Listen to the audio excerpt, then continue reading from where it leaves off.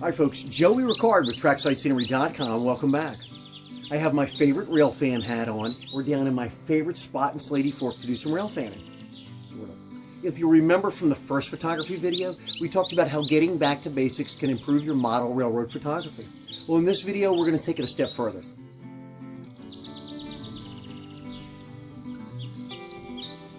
Wow. Now this isn't meant to be an all-inclusive how-to video, from how to work your camera, to the different lighting you may have in your house, to the different types of software you can use. We don't have time to cover it all. We're going to cover the basics and give you an idea of what I do. Yo! Now we've all seen those photos where everything in the foreground is in focus and everything in the background is out of focus. Where everything in the background is in focus and everything in the foreground is out of focus. I think I said that right. You guys get the idea. In this video, we're going to show you a technique called image stacking, where multiple pictures are taken, each one with a different point of focus. And you stack them on top of each other, and with the software, you're going to create one single image that's reasonably sharp overall. So did you get all that? Because that's what this video is about. That's the gist of it. Image stacking. Let's review. We take a bunch of different images from the same spot, and we focus on something different in each one of them. Then we take all those images and we stack them up in a special software to create one image that's reasonably sharp throughout the whole image. That's called image stacking.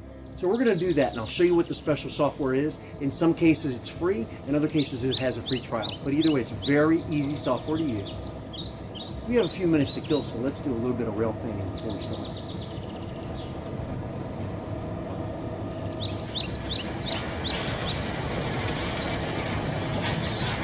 Joey, where are you? Are you playing on the layout again? Joey, you're supposed to help me clean the house. Every time there's work to be done, Joey's playing on the layout. I do all the work and he just plays all the time. It was my idea to put the church on the layout, but he didn't even finish that for me. Do you see a cemetery there? Where's my cemetery? Ah, come on. You know I've been kind of busy. All right, let's get to it.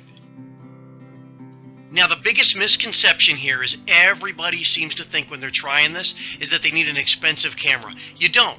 You just need a camera that allows you to focus manually or allows you to change the spot of focus. And I know firsthand there's a lot of inexpensive cameras that allow you to do that. Yes. To take multiple photos from the same spot, you're going to need a tripod. That's right, I know you hate to hear it, but you're going to need a tripod or at least something to keep the camera completely steady even while you change the focus settings. Tripod is easiest.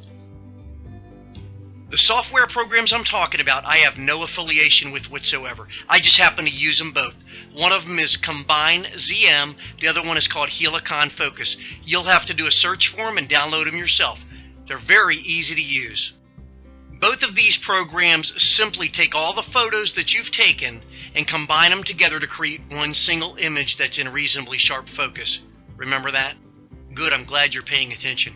Now remember, this is not a video about how to use any kind of software or your camera, but I will run through it with you just to show you how simple and easy it is.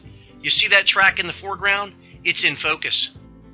Now this is a series of about 9 shots, and with each shot, I focus on something farther down the line until I get to the rear structure. As the rear structure comes into focus, the rails on the bridge go out of focus. Now here's another version of that same scene, and as you watch it progress, you'll see that the foreground starts to go out of focus and things further down the line come into focus. Obviously, I'm using my tripod, and I'm taking care not to disturb the camera as I take each shot while adjusting the focus. You can do it, it just takes practice. It's very simple. I know I keep saying this isn't about how to use the software, but it's really so easy. I'll just take you through it real quick. Just like any other program, you locate the files. So I'm going to go in and find the files of the pictures that I just took. And I have them in this file here, and I'll go in and select them all. Both of the image stacking software programs that I use are very similar. Now, out of these two programs that I use, I can't say that one produces better results than the other, at least not for the purpose that I use them for, which is model and sometimes product photography. Once you load all the images into the program like I just did, there's a button you click and it just starts the processing of it. But we're not going to wait for it, we're going to speed it up. Ready? Yeah, wow, that's fast. Wish my computer was really that fast. Although I do have a very fast computer, this takes a little while because of the size of the images. They're at full resolution. So as you can see, the process really is like sticking a bunch of photos into a magic blender and boom, there it is. Look at that. Reasonably sharp throughout the whole image.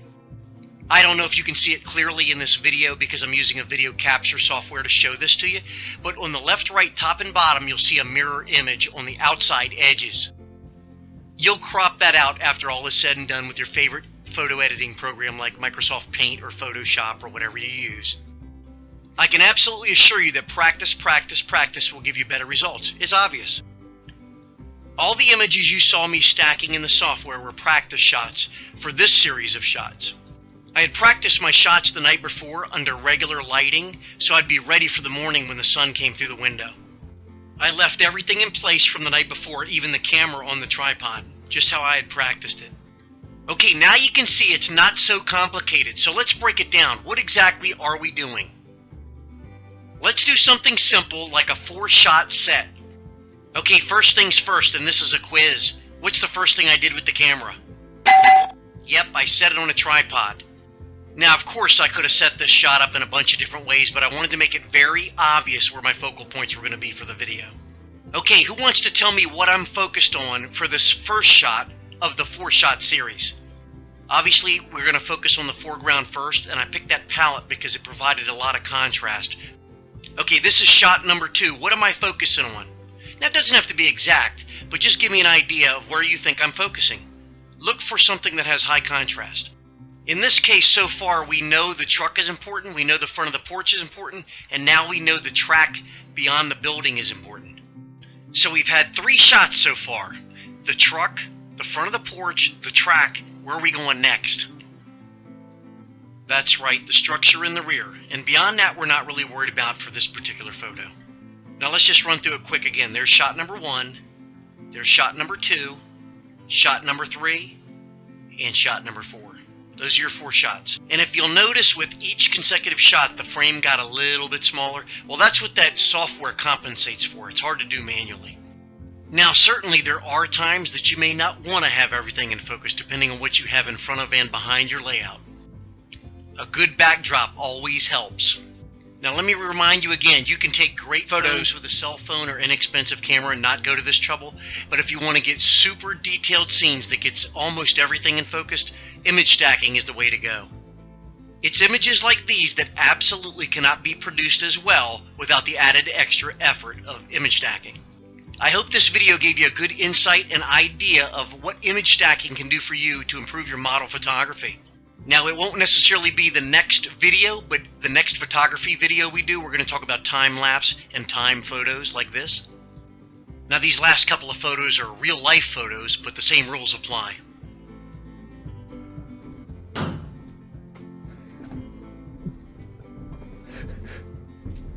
That was an acorn hitting the top of the roof here.